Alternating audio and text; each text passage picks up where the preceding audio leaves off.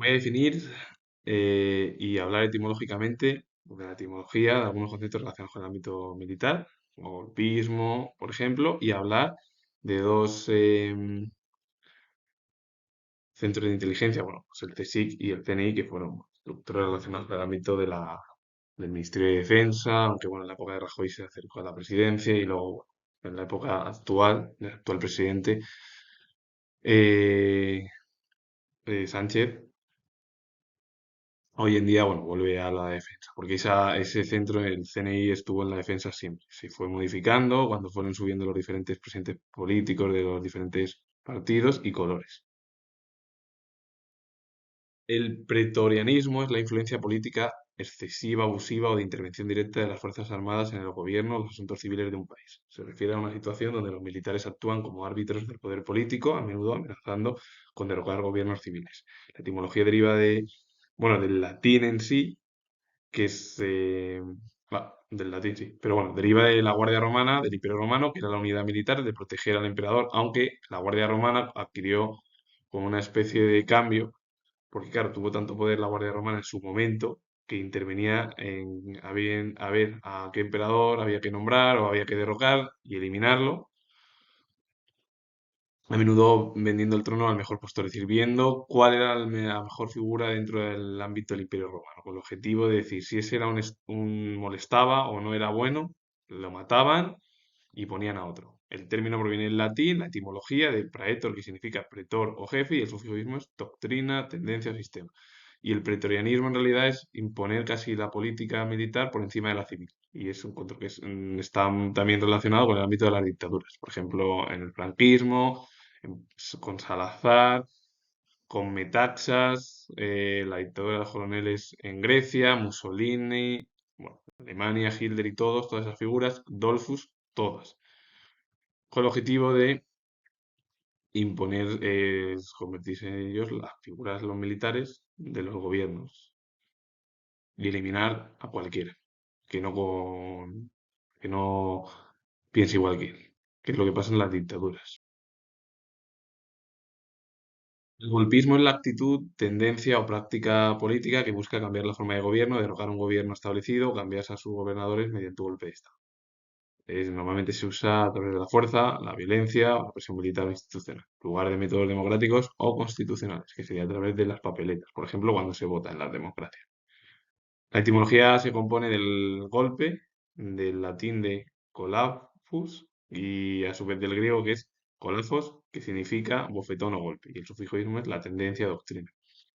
En este contexto hace referencia directa a la acción de un golpe de Estado, derivado del golpista, y un golpista es aquella persona que participa o apoya un golpe de Estado. Por ejemplo, cuando sucedió, por ejemplo, el golpe de Estado de Primo de Rivera, Miguel Primo de Rivera, el golpe de Estado del 18 de julio,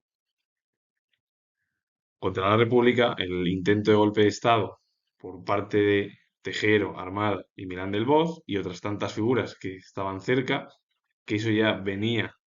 bueno, pues de la transición, sobre todo, el golpe de Estado, y eso hay además que recordar que todo ello vino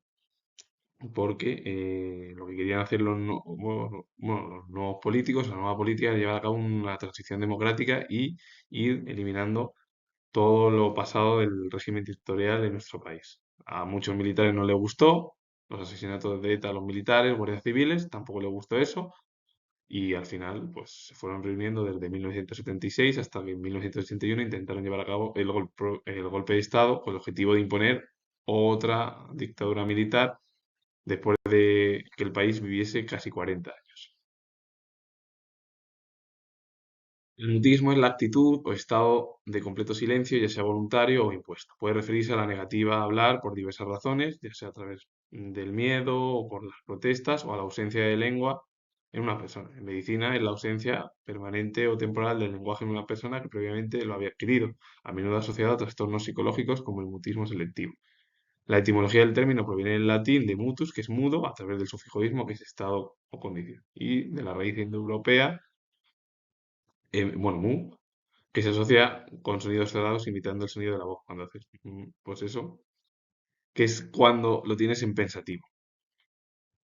Pues se utiliza lo del el término que he dicho. Y el mutismo selectivo es un trastorno de la ansiedad infantil donde los niños son incapaces de hablar en situaciones sociales específicas, que puede ser la escuela o entornos sociales, a pesar de que se comunican pues, con normalidad en entornos seguros, que normalmente son las casas.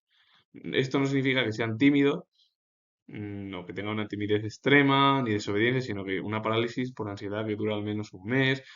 que es lo que nos pasa a todos, que a lo mejor se nos dice por qué nos cuesta a algunos cuando somos adultos, pues eso viene también de la infancia. Todo pasa. Y hay veces que decimos cosas y a lo mejor no gustan y se creen a lo mejor los demás que saben más y no, es así. Yo mi opinión es que, claro, es verdad que el ser humano somos todos raros, hay que decirlo, somos, bueno, sí, raros, especiales, pero no es que ni seamos ni especiales ni extraños ni nada, sino que es que hay personas que actuamos de una manera, otras, porque hay gente que te va a decir, como acabo de decir yo, somos especiales o raros. No, cada uno es lo que es y le puede costar más o menos cuando ha sido pequeño, cuando va creciendo y siendo adulto, y en otras situaciones. Pero que para mí, mi opinión, nadie es raro, que puede ser, bueno, pues eso cada uno es muy especial. Bueno, pues eso ya cada uno puede sacar sus propias conclusiones. Yo esta es mi opinión. Es verdad que nuestro comportamiento a veces es un poco extraño, hay que decirlo. Toda la especie en general. Y el CSIC, que se creó en su momento como el Centro Superior de Información de la Defensa, que fue una agencia de inteligencia además española que bueno, comenzó su funcionamiento, estuvo en funcionamiento desde 1977, justo además cuando se celebraron las elecciones, en la cual Gutiérrez Mellado comenzó a llevar a cabo ese ámbito, hasta el año 2002, cuando fue reemplazado por el actual CNI, que es el Servicio de Inteligencia, el Centro Nacional de Inteligencia, que se produjo, bueno, pues en la época del PP y José María Aznar, y bueno, a partir de ahí el CNI, que es el Servicio de Inteligencia de España, que se creó en 2002, que fue el sucesor del CSIC, y bueno,